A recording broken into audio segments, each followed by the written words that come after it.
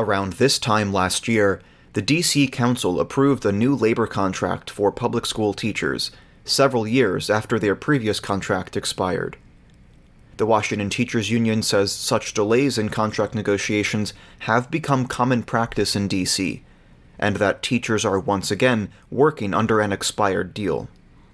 WTU President Pogue-Lyons says the union this time around is making proactive efforts to launch talks, but is again facing delays.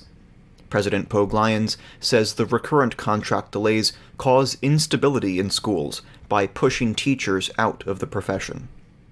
Teachers never leave the profession because of the kids. They love the kids. They love working with them. It's a passion. It's a vocation for them. But when there's no job security and when they feel like the working conditions aren't there and that their efforts are not respected, there's a lot of competition for them to go elsewhere. And most of the competition after the pandemic for young people means they stay at home and work. And the best working conditions are in your house. So we've got to understand that there's a lot of competition. It's all on the news. There's a shortage of teachers. There's a shortage of people in all professions right now. So how are we going to keep up in a city like DC unless we improve working conditions, sign contracts on time, and respect the people that do this important work? You know, it's my understanding that some, at least preliminary talks have occurred between the union and the district. But as you've mentioned in the past, there's been a notable absence of top-level leadership in those meetings, particularly the absence of Chancellor Lewis Farabee. Can you outline what those talks have been like, and in particular what the status of Mr. Farabee's participation has been in those talks? Right. We've sent proposals to the district since this summer.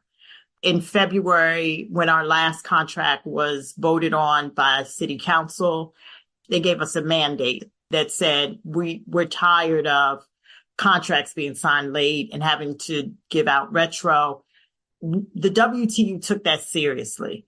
That spring, we started getting our contract team together, started giving them the support they need to prepare to go to the bargaining table. We started getting our proposals together. By the beginning of the summer, we had our first MOA that we gave to the district, and it was based on safety and combating the violence in schools. By the end of the summer, they had all of our proposals and all of our MOAs. So it was very disappointing that we didn't receive anything back from them in a way of responses to our proposals or giving us their proposals. We went back and forth. We took our plight out to the state board, to the city council. We finally got a meeting December 12th. We have the largest bargaining team that we've ever had, made up of teachers and from all over the district, from related service providers to special ed to ELL.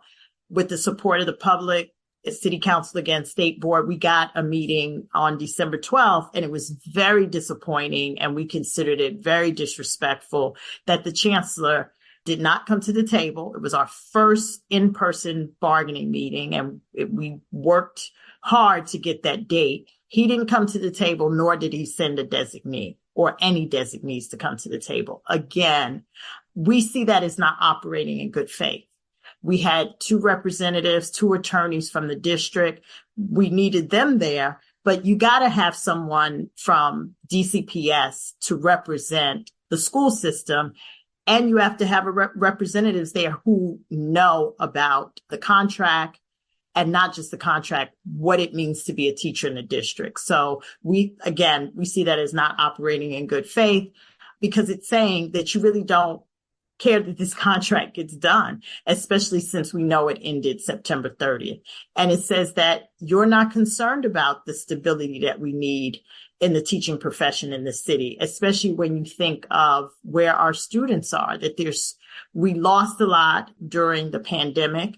We're trying to make those gains. And everybody knows from research that the way you make the most gains is to have teachers, experienced teachers. And we're not getting that because we have a huge turnover issue in the district. I want to get to attrition later because I know that's a really big issue. Mm-hmm. You mentioned these proposals that were sent over the summer, including one addressing violence in schools. Can you talk more specifically about what those proposals contained and what you think the chances are of including them in a final contract with the district? Well, one thing we knew when we returned and what teachers came and told us a year after we'd come back after the pandemic is that they noticed a change in their students. Normally, they'd be able to de-escalate situations, talk to their kids. The kids would normally get what are the consequences, what are the rewards. They found that the kids were talking back more. What was more eye-opening is the violence that the kids had against each other and the increase of the violence that kids would perpetrate on other adults within the school and staff.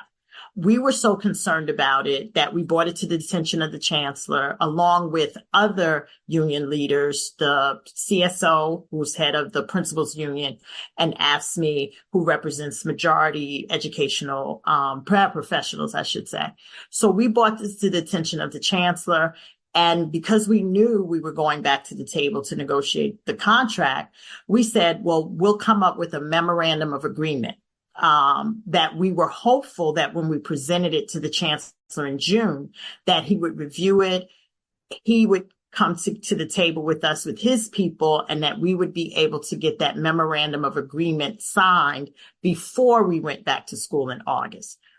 We didn't get a response. And so again, we said, well, we'll just put this in with our contract that we were hoping to come to the table before September 30th to negotiate. We also had memorandums of agreement on keeping diversity in the school system, which is very important. We also had a memorandum of agreement on climate and the school environment, which means making sure that the school environment inside is healthy and putting in, having a committee come together of the community, teachers, staff to say, is this environment safe and healthy for kids? Also had a huge component of making sure that kids can learn outside the school, like a climate curriculum for kids, because we learned that was really important and really valuable during the pandemic. And we wanted to continue that in a real way, especially for many of our kids in places where there's a great need. Lastly, on the question of contract issues, I'm sure that bread and butter issues like pay and benefits are a core component of negotiations. Can you speak to what the union's specific goals might be in terms of getting a raise or improvements to other benefits for members? Well, we know that one of the benefits that our teachers love is their insurance, their dental, their vision, medical insurance. We want to keep that. What we also know is that many of our teachers, particularly our young teachers, have friends and peers who work in other professions who make as much as a quarter more than they do. And sometimes our teachers have more education and more experience, and their peers, especially in Washington, D.C., are making a great deal more, especially because we know there's a lot of competition in this city for bright and wonderful young people. And so, again, we need stability in this profession. And the only way that we're going to get that, especially in this city where we know it's really expensive to live in Washington, D.C. Many of our young people they have roommates. And they unfortunately can't live in the district. They can only afford to live outside the district. And if they do live inside, they're not just living by themselves. They're living with other folks. And I've been blessed and rewarded to be a teacher in the district for 30 years. And when I think about where I was 30 years ago, by the time I was 31, I had my own home. It was a dream that was possible. And I don't think that's possible for many of our young teachers. And so we really want the salaries to be competitive.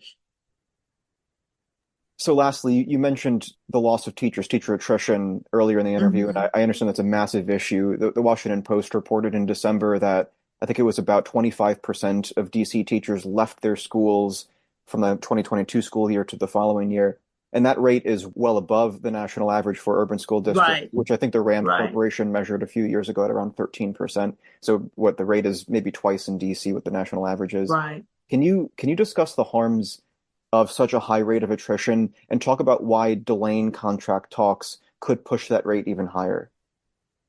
Again, I believe that teachers want to see stability in the workplace. And when you refuse to come to the table, when teachers feel like you don't respect the work that they do by just not showing up. Our teachers knew that the chancellor didn't show up, nor did he send designees. And it was a while before we got the date to come to the table in person. So your words say one thing, but your actions show how you really feel. Teachers also need great working conditions because that means great learning conditions for kids. And in many of our schools, that's an issue that we need to work on. We have a great need for special ed teachers, related service providers, meaning speech, occupational therapy, physical therapy, social workers. That's the greatest area of need. So when we're not treating our staff, our teaching staff, the way we should, there's competition. And unfortunately, the competition is close by. You can, as I keep saying, you can go across the river, up the road, and you can teach in Maryland, you can teach in Virginia, and you also have competition from charter schools. So working conditions are important because it affects the learning conditions. We have to step up our game. That's the biggest concern that I have, is that we're not getting and keeping our best and our brightest. And that we know in our underserved communities, the research has shown that's the only way that we're going to make gains is to get and keep teachers. The revolving door is not going to work. The teacher is the biggest factor in the success of students. We've discussed a lot here, but I wanted to give you a chance to provide closing thoughts if you have any. Well, I would like to say that I think it would go a long way if we could get this contract closed and signed as soon as possible. I think we made great gains last year by getting the contract done. It took 3.5 years, but we got it done. We were able to give our teachers their retro, improve their salary. I think, again, it's a lack of respect for this profession to constantly come to the end of a contract and not know that soon after it will be signed. DCPS has a terrible history of having an overdue contract. This contract, the last contract was 3.5 years. The one before that was 5 years. This doesn't go on in other districts. Places like Florida, and we say a lot about Florida, but one thing we know, they get their contracts done before they end because they know there's such a great need for teachers and they know there's competition. In a wonderful city and diverse city like DC, where people gravitate to this area because they love the dynamics and the beauty of the city, it's not acceptable that we don't value our teachers. We're not going to move forward the way we need to, particularly with the surge in violence that we've seen. The violence is coming from many of our young people, as young as middle schoolers. How do we address that? By focusing on education. That's Jacqueline Pogue-Lyons, president of the Washington Teachers Union. To learn more about the union and its contract effort, visit WTULocal6.net. That's WTULocal6.net. For Monday Morning QB, I'm Chris Bangert-Drowns.